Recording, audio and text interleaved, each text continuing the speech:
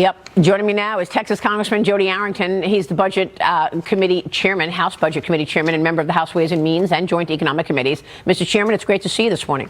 Thanks very much for being here. What is your reaction to what you just heard from Kamala Harris? I'm scared to death that we would actually give control over our economy to somebody that incompetent or deceptive, because she said she hasn't changed her values. And what, you don't have to go on her website to look at her policies. All you have to do is recount and recap what has happened over the last 4 years. Their policies have been disastrous. They're reckless, unbridled spending, they're taxing, they're regulating, they're borrowing, their assault on the lifeblood of our economy, oil and gas. All of it has resulted in this inflationary firestorm. We've weakened our economy, and Americans have a pessimistic outlook. Unemployment is now up by 1%. We're teetering on recession. Our country is near bankrupt because our deficits are $2 trillion. They're going to double just to service the debt. It cost $1 trillion, which is more than we spent on Medicare and all defense. So, no, you can't trust her with the economy. She's a central planner. She's a socialist. This is why she doesn't answer the questions. Part of it is incompetence. I don't think she's got a lot of substance, with all due respect. Yeah. But I think the majority of her word salad is just avoid reminding the American people that this didn't just happen overnight. Policies have consequences.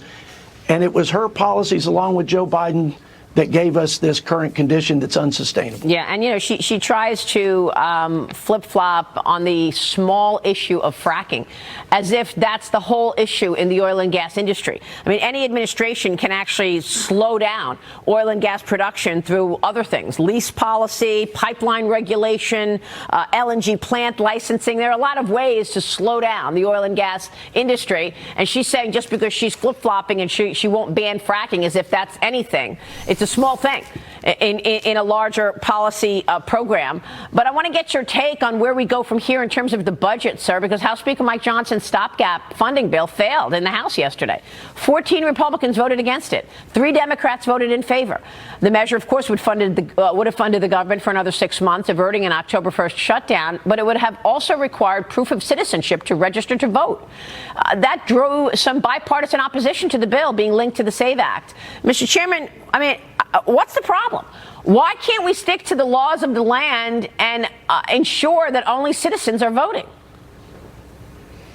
Well, it's beyond me how we can't get Republicans to support, in the leading up to the most important election of my lifetime, election integrity measures that are pretty straightforward, safeguards against illegal immigrants voting, when we've experienced a flood of millions of illegal immigrants into this country under the open border czar Kamala Harris. So I think there are people that have serious concerns about a failed budget and appropriations process that's only worked actually 4 times since the Budget Act 50 years ago.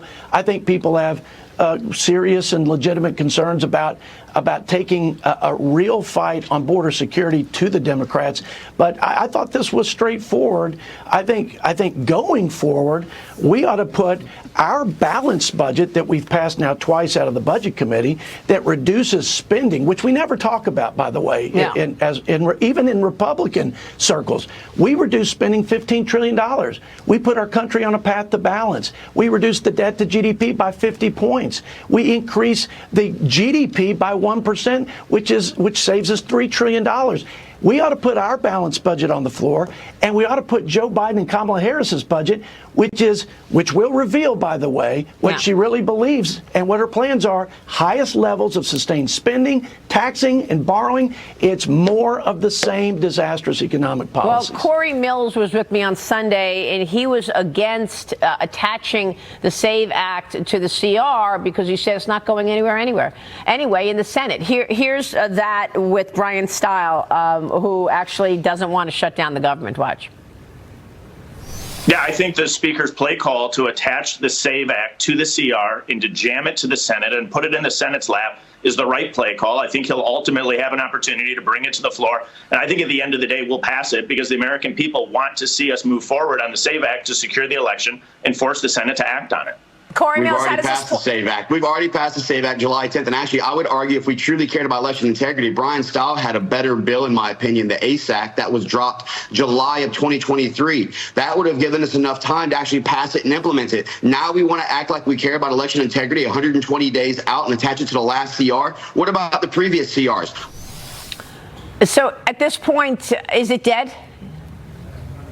I think it is. I don't think you're going to talk all 14, it's actually 16, 2 voted present, out of their position. I think there are good arguments on both sides. We've got a very independent-minded conference, and I think they both make some good points. Let me make one point on the failed budget and appropriations process. Instead of having these discussions about shutting the government down, which, by the way, I would do if we had a real debate on border security or saving the country from a debt crisis. But why don't we, instead of shut the government down as the threat, shut politicians in? Don't let us go home on recess. Don't let us be with our families. Don't let us go to parades and fundraisers. Make us stay here and get our work done like every American family and business has to do, every state and local government has to do. So Senator Langford and I have a bill that says no budget, no appropriations, no recess, no go home, and put the pressure on us to act responsibly and instead of what we do year in and year out. Well, that's the thing. I mean, the Democrats know half of the membership is afraid of a government shutdown, okay? And they know that you're going to say, oh, God, we're going to get blamed for it again. We can't shut the government down right before an election. We're going to get blamed. So they work it. They know it. They work the system. But, Mr. Chairman, I got to ask you about your committee hearing today. You're doing a hearing on the cost of the Biden-Harris energy crisis. Give us a preview of what you hope to come out of that. Yeah, the cost of the energy crisis that's been self-inflicted is manifold, right?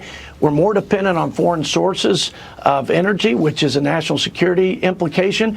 Americans are paying twice as much in their energy consumption under Biden-Harris than they were under Trump. And it's straightforward. You tax and regulate something, you get less of it. If you get less of it vis-a-vis demand, you're going to pay more for it. So whether it's cars that you're making or you're making food like my farmers and ranchers out in West Texas, that cost is real and it's being passed on to consumers. So the only price gouging going on is happening with our businesses, our manufacturers, producers, and our consumers, because all of this regulatory rigmarole is being passed on in higher prices at the grocery store, gas pump, etc.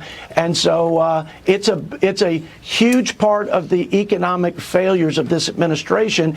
President Trump knows how to lower taxes. He knows how to put trade on a fair and reciprocal path vis-a-vis our competitors, and he understands how to unleash American energy dominance, which would be good for everybody, especially the middle class, who are paying the most regressive tax of inflation because of their policies. Well, it would also obviously be good for inflation, and that's the point of, I think, one of the points of Trump's plan, as well as national security. Congressman, it's good to see you, Mr. Chairman. We'll keep watch. Thank you so much. Jody Arrington joining us.